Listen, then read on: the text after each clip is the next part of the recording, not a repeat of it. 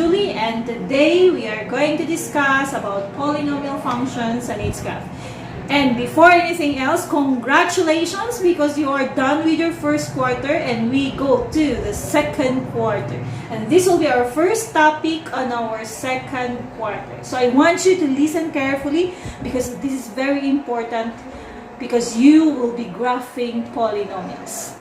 So today, our lesson will be about polynomial functions and its graph. What is a polynomial functions? Polynomial functions is just a continuation with, it's just the same with polynomial expressions, polynomials, they're just the same. It's just that in this portion, we have what we call functions. When we say functions, there's already an included p of x, or in symbol, they have their h of x, f of x, and so on and so forth. Or that's equivalent to y. So there will be two variables that involves here. Because this p of x, h of x, f of x, that's equivalent to our variable which is y. So in our polynomial functions, for example, so if we have their x squared plus 3x plus 2, this is a second degree polynomial functions. So this one can be written also on the other side. This one is a second degree polynomial. And this lesson in graphing a second degree polynomial, this is your lesson in grade 9. You will be doing the graph in grade 9. It's either open upwards or open downwards. So this is for quadratic because the degree is 2. You can also have here a function of f of x, or let's say p of x, and then it's only x plus 1. In this case, this is only a first degree polynomial because the exponent there is cannot be seen or is equivalent to 1, and the kind of graph that we will be having there is only a linear graph. But today, since we will be talking about polynomial functions, so this degree of our polynomial is higher than 2.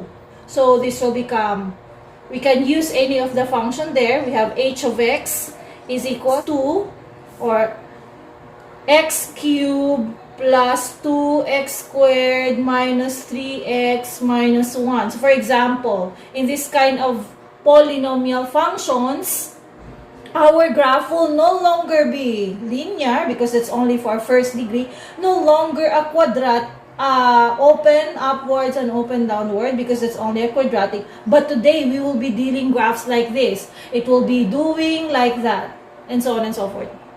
And this is the kind of graph that we will be making for our polynomial functions. So are you ready, guys?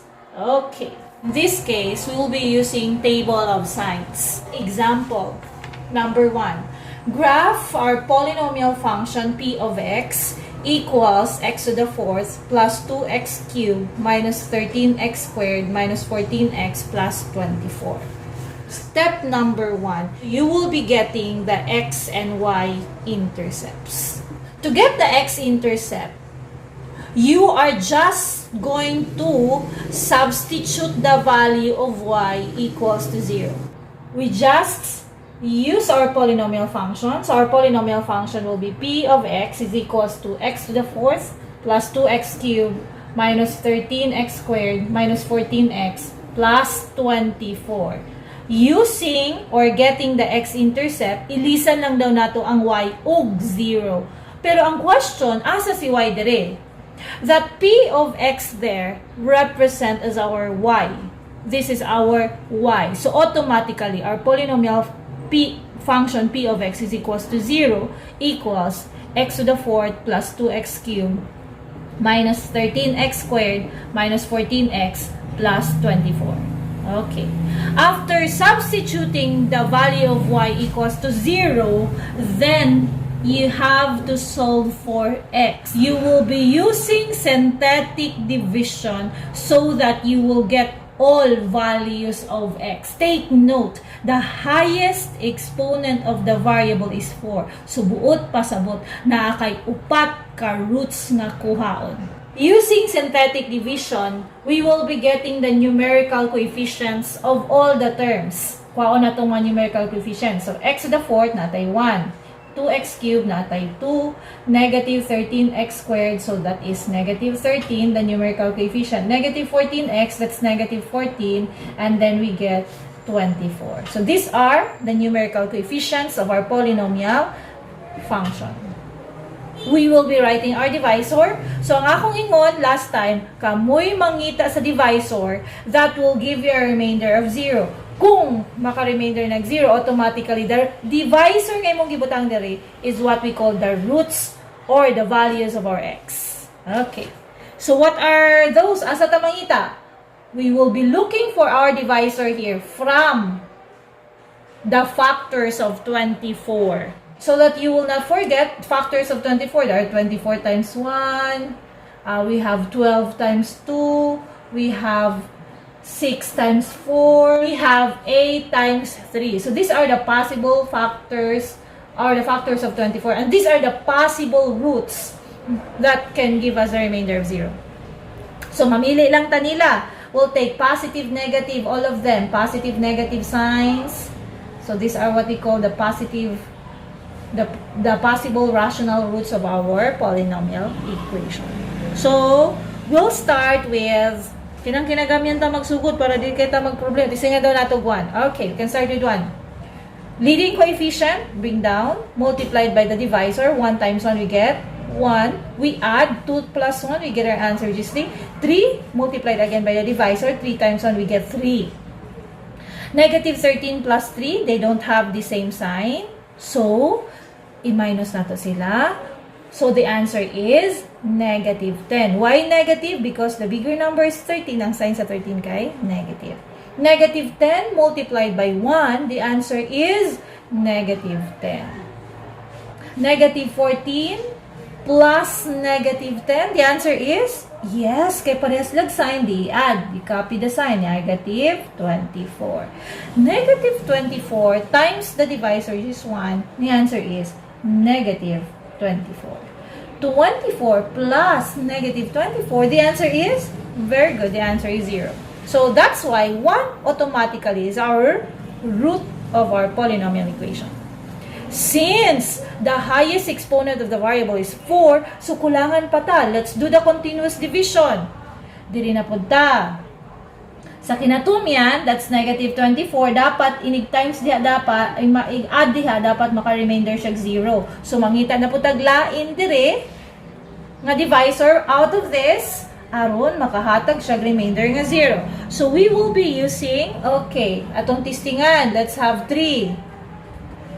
Okay, so, bring down leading coefficient. 1 times 3, we get 3. 3 plus 3, we get 6. 6 times 3, yes, the answer is 18.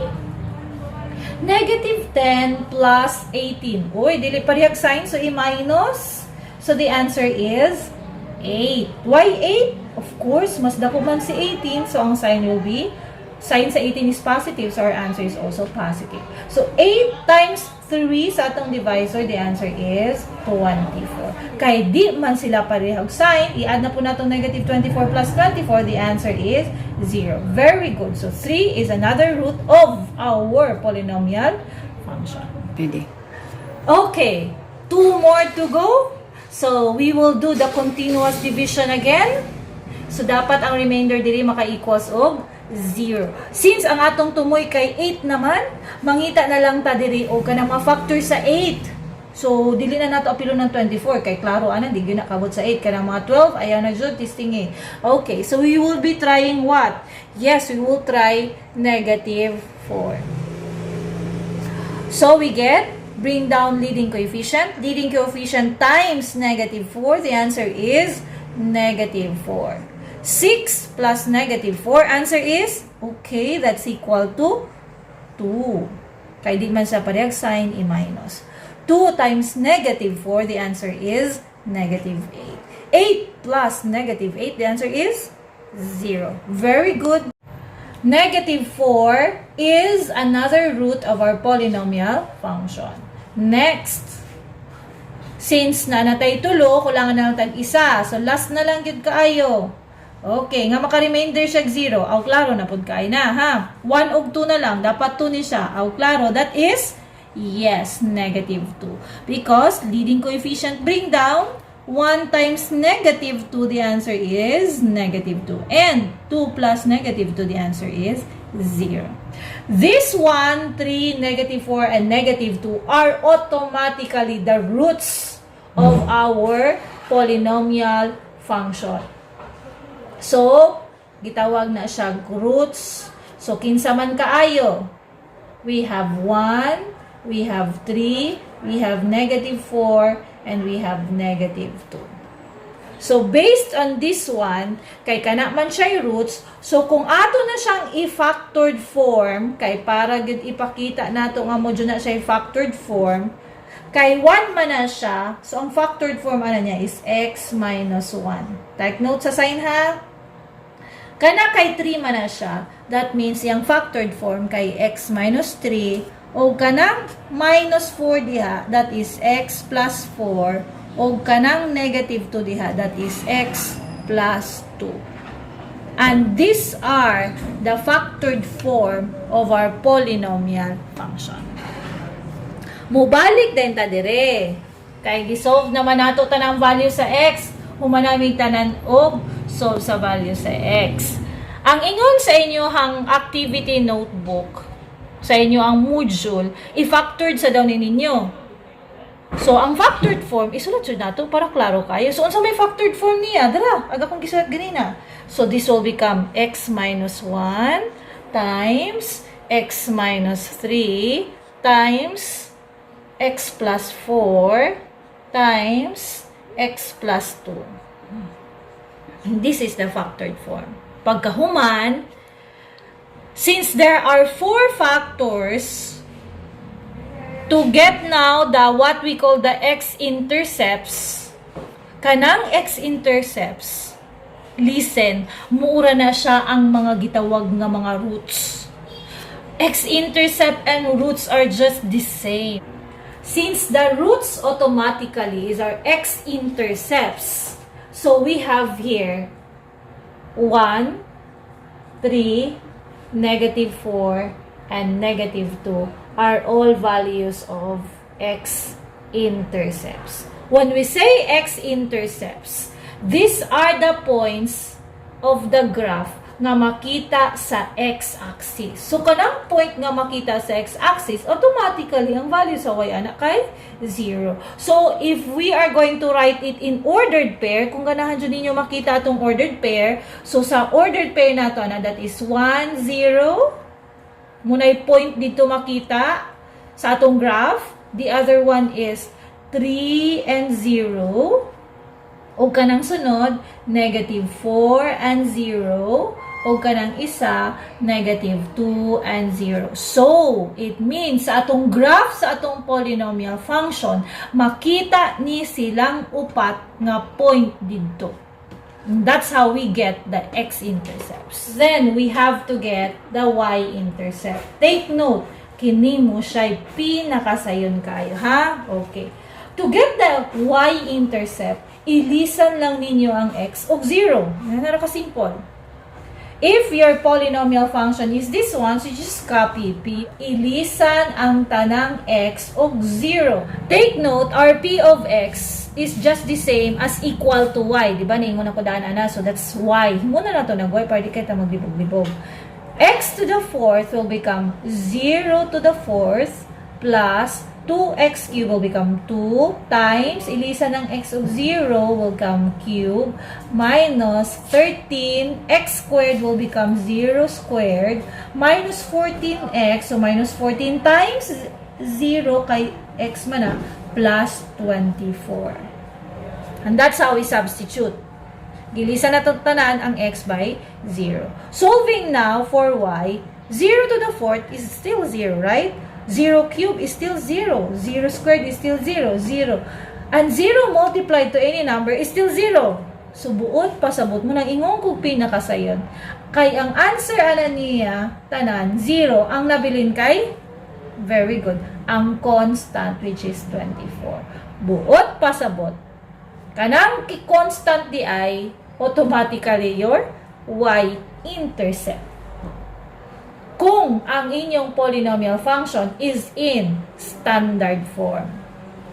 So, automatically, pariyaoso na ito diya sa ubos, kung kanang 24 is our y-intercept, buot pasabot in order 0 and 24. And this is our another point na makita sa itong graph, sa itong polynomial function. Hope you are still there, guys, because we are not yet done. We go to our step number 2, table of signs. So going back to our polynomial function, which is this one, x to the 4th plus 2x cubed minus 13x squared minus 14x plus 24, or in factored form, we have p of x equals x minus 1 times x minus 3 times x plus 4 times x plus 3. Using the table of signs, kailangan tamukuha gitawag nga intervals o gitawag nga test values. So, unsa man ang mga intervals?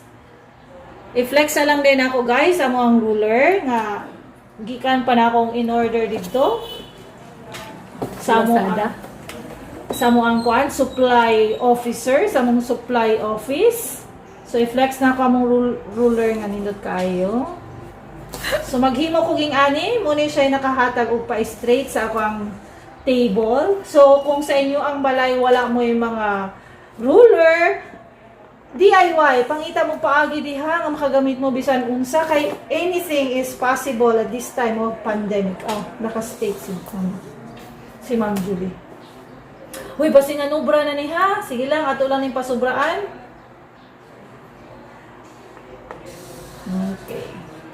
Okay. Unsaon na ito paghimo sa atong intervals? Ang pinakamayo, maghimo tag number line. Dayon, all these values here, these are what we call the X-Intercepts. Ato na siyang i-plot diri para dita maglibog. So, ato na siya ipang-plot diri dapita. So, let's say 0 ang atong tunga lang. Natay x minus 1, so natay positive 1. So, this is positive 1. Natay x minus 3, so natay positive 3. X plus 4 na atay negative 4. So, this will be our negative 4. Ug natay x plus 2 na atay negative 2. So, makita nato dire using our number line para maghimo ta sa ato ang intervals. So, magsugod ta karog himo sa atong first nga interval. Atong tan-awon ang kinagamyan. If you're going to know this, ano sila? These are the factors of our polynomials. Subot pasabot ang atong mga x-intercepts or mga roots kay naatay 1, kay x minus 1 mana, x minus 3, so naatay 3, naatay x plus 4, so that is negative 4, then x plus 2, naatay negative 2. Importante kayo nga kini sila ma-arrange sa kinagamyan. So, atong gamiton number line. Kabantay mo nga na adire gisulat? Okay. So, ipang-plot nato ni sila tanan sa number line. So, magsugod natay negative 4, dara, natay negative 2, natay 1, natay 3. Para makita nato kinsa joy kinagamyan nila. Dili ta mga sayo. Okay. In making now our intervals, magsugod ta aning negative 4 nga kinagamyan. So, diring dapita. So, these are values nga makita diri before sa negative 4. Kining dapita diri, oh. Kana. So, unsa ni mga nambira? Mga negative 5, negative 6, and so on and so forth. So, natay unang interval. These are values of x which are less than negative 4.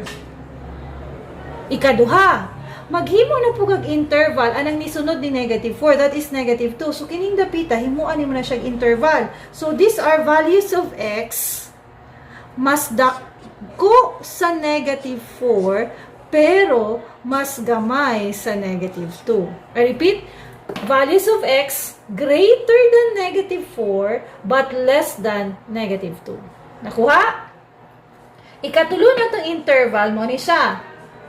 Kini na pong negative 2, dahil naman tayo 1 dire, so sila na po na itong himuan og interval, silang duha. So these are values of x greater than negative 2 but less than 1, or mas dako ni negative 2 pero mas gamay ni 1. And last, tanaw ni mo napadaylain dire 1 og si 3. So, kuhaon na po natin ilang interval. So, we have this one. Value sa x nga greater than 1 but less than 3. And, napatay 3 dire, pero napay value sa x nga wala nato nakuha ng interval. And these are 4, 5, 6, 7, and so on and so forth. So, napatay interval diring dapita. So, in making our interval, that is values of x that is greater than 3. So, mukover na ng 4, 5, 6, so on and so forth. Inig human ninyo kuha sa intervals, the next thing you're going to do is to get the test value. Unsaon pagkuha sa test value? Ingani lang ha. Values of x which are less than negative 4. Unsaon itong mga values sa x dili nga less than negative 4? Okay, we'll just use negative 5, negative 6, negative 7, and we'll just use kanang kinadulan ra para di na kay ta maglisod og time. So we'll have negative 5. Sakto ba? Mo ba ng negative 5? Mas gamay ba na siya sa negative 4? Okay, check. Next. These are values of x atong which are greater than negative 4 but less than 2. So, mas dako ni negative 4 pero mas gamay ni negative 2. So, unsa may value diri nga mas dako ni negative 4 pero mas gamay ni negative 2? Klaro kayo, di ba? We can use is negative 3. Next one. These are values of x. Magkuha kayo po tag-test value. Greater than negative 2, but less than 1. So, mas dako ni negative 1, negative 2, but less than ni 1. O, tanawa. Ay, ganahan ko na may 0. Na-appeal man siya sa tunga. So, gamiton ako ang 0 para sa yon.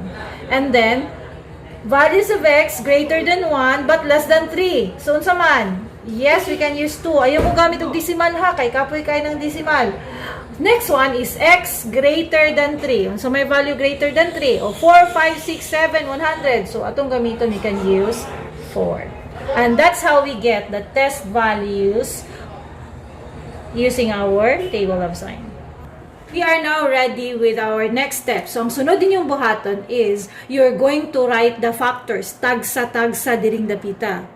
So, unsa man kay mga factors na diha, abahalag magka-disarrange na sila. So, naguna is x minus 1, basta sila tanan mabutang. X minus 3, o di na pwede na walay parentheses, x plus 4, dayon x plus 2. Okay. Ipangbutang nimo ang tanang factors, ayaw kalimot. After writing all the factors diri nga side, ang sunod imong buhaton ning ani.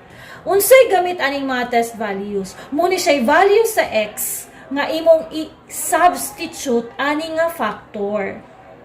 Kanang negative 5 muna imong iili sa x minus 1. So mahimo na siyang negative 5 minus 1. Og ang answer kay very good. Ang answer kay negative 6. Ang imong ibutang kanara negative ra. Muna siya nakanindot, munang gitawag siya table of signs. Sign right imong ibutang. Tarungon lang, di ka masayop og plus o minus. Sunod, negative 3. Negative 3 minus 1, the answer is negative 4. So this is negative.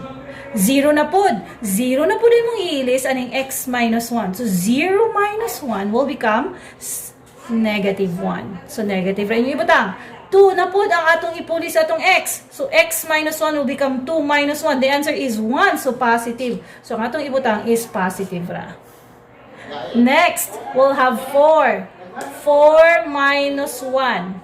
So, answer is 3. So, yun na kayo. So, the answer is positive. And that's how we make our table of sign. Then, we can continue with our second factor, which is x minus 3. Parihas ra sa atong gibuhat atong una. Ang x ilisan og negative 5. So, this will be negative 5 minus 3. The answer is negative 8. So, negative. Negative 3 na po. Ang ipuli nato sa x. Negative 3 minus 3. The answer is, yes, negative 6. 0 na po ang atong ipuli sa aning. This will become 0 minus 3. The answer is still negative. And 2 na po atong ipuli sa x. So, 2 minus 3, we get our answer negative 1. Dayon 4. 4 minus 3, the answer is positive 1. So, that's how we get. Third factor, x plus 4. Ilisi lang gihapon og negative 5. Negative 5 plus 4, the answer is negative 1. Muni siya nakanindot, puro ra sign. Next, negative 3 na po ipuli sa x plus 4, the answer is positive. 0 plus 4, the answer is still positive. 2 plus 4, ay klaro kayong positive. 4 plus 4, still positive 8. And we have x plus 2, our fourth factor.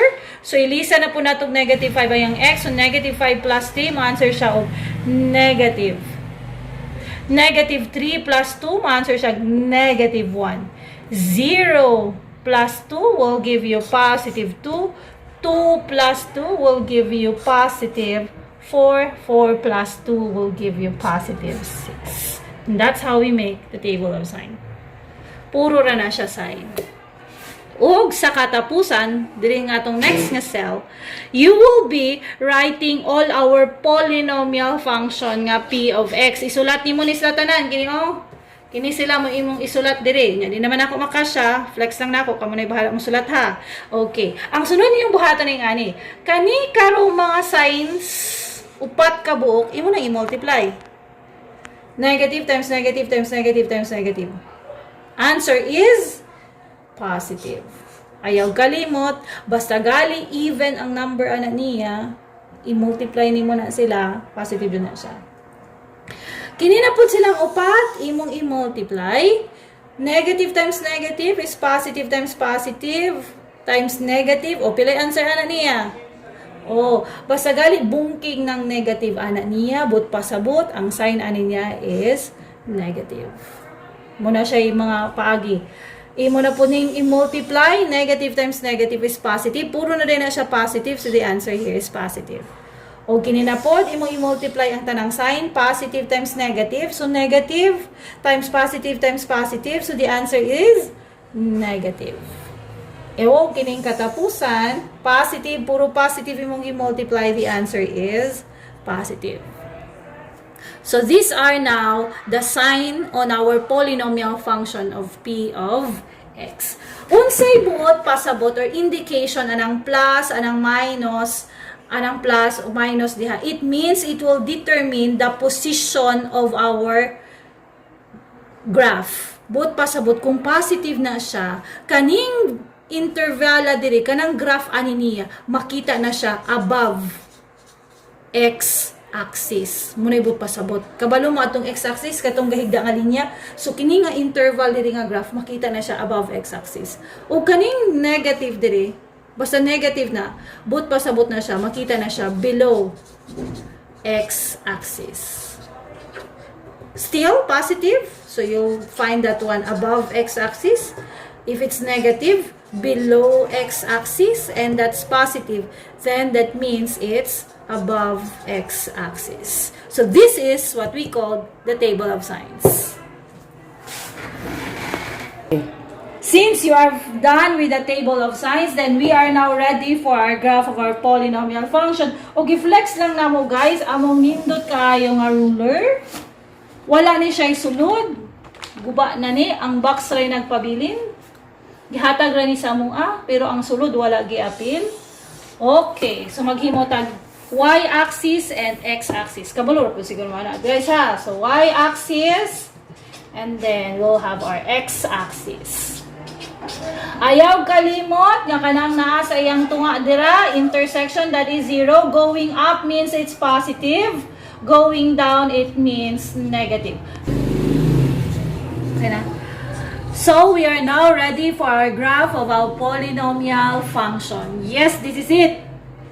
Recalling back our values of our x-intercepts, we have 1, 3, negative 4, and then negative 2. Take note, these are what we call the x-intercepts. So, bot pasabot kung kini sila yung mga x-intercepts, these are values or these are points of the graph that are found on the x-axis. So, ato na siyang i-plot una guys ng mga x-intercepts. So, asa dapit ang 1. Okay, hinahinayon na to ha. So, diri pa ingon positive. So, kini siya may atong 1. Sunod, we have 3. So, 1, 2, 3. So, kini may atong 3. So, this is our second point. Then, we have here negative 4. So, paingon ta sa left side. 1, 2, 3, 4. So, this is our negative 4. And we have negative 2. So this will be our negative 2. Pasensya na guys ha. I-flex lang na ako. Kailangan ang distance ani niya. Kuan jud ha. Parihas. Pero murag nasayop inyong maestra. Ang ruler nga akong nagamit. Dili mao. Okay. So we are done with the x-intercept. Sunod ninyong i-plot is your y-intercept. So, pila galito atong y-intercept atong nakita ganina, atong gisolve. That is equivalent to 24. Since our y-intercept is 24, means kana nga point makita na siya sa y-axis. So, going up is positive. Uy, 24. 1, 2, 3, 4, 5, 6. Guys, dili na makaya sa inyong teacher. Mag-assume na lang ko guys ha. Nga diri ako ang 24. So, I have here my other point. Now, let's ready and let's start with our graph. We will base our graph on our table of sign. Muna siya inyong tumbanan. Sumbanan ninyo para makagraph ta. Ang unang buhaton ning ani, magsugod ta sa kinadaplinan. Dara, oh. Ang nakaingon diri sa atong table of sign, kanang x less than negative 4, sa dili pa daw kaabot diri sa negative 4. Ang ingon niya, ang graph daw nimo, gikan daw above x-axis. This is our x-axis, means diri magsugod sa taas. So sa dili pa kaabot sa negative 4, ang graph nato magsugod diring dapita sa above x-axis. So we will be going our graph until there. Kailangan guys ha, so soft curve. Pasensya na ito mga graph nga lamian kayo. Soft curve. Pahuway sa puta sa negative 4. Relax sa ta guys. Next, sa interval nga negative 4 to negative 2, tanawon ninyo diring dapita. Unsay ingon niya? It says it's below x-axis. So ang buhaton ninyo, ang continuation de aning graph, it should be found below x-axis. So, kailangan curve ra pud ta, soft, smooth curve. So, ana ra pud ta.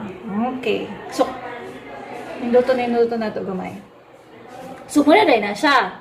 Sunod, ang interval nato is negative 2 to 1. This one, negative 2 to 1. Ang ingon niya, ang graph daw, makita daw siya above the x-axis. So, this is our above x-axis. So, atong graph, musaka na siya. Ato dyan na ipaabot sa ato ang y-intercept. Ana siya mabot sa 1. So, musaka siya.